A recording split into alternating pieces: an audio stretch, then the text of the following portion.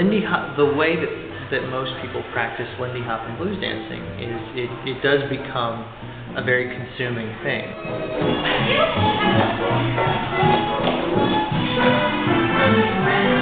I've always liked Lindy dancing and swing sort of dancing because I've been into musicals and older films. I also took film class at Rutherford High School, and we watched a lot of older films which include swing dancing.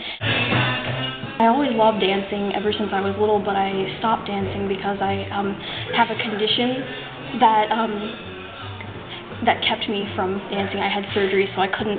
But I found out about this group from a friend of mine at school, and she said that they would be willing to try to teach me what they could and see how far I could go with it. And I've gotten much farther than I expected, and I love it. It's wonderful. The old school stars of it, you could actually do the dance that they did back then now, and it's still innovative, and it's still amazing, and it's so open to interpretation. I mean, you can still throw in things, and as long as you kind of keep your frame and keep up with your partner, it just pops. And it's so amazing. I love it.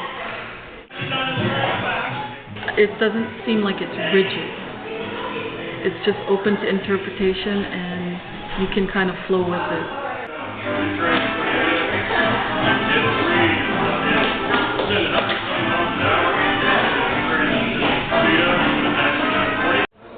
And back then you did Charleston with two hands facing your partner so that you had control over one another, and that's how you danced.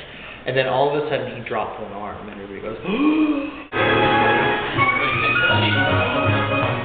this is a big deal. That was not how you danced the Charleston. So essentially, by dropping that one hand, he opened up a whole new way of dancing that allowed different kinds of movement, allowed different kinds of variation, and that's what grew and became the Lindy Hop.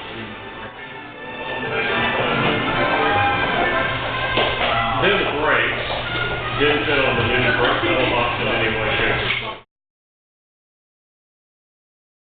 Ready? Here we go. And ooh-ah, oosh-da-da. On the Friday nights, we always start out with an hour-long lesson of some kind.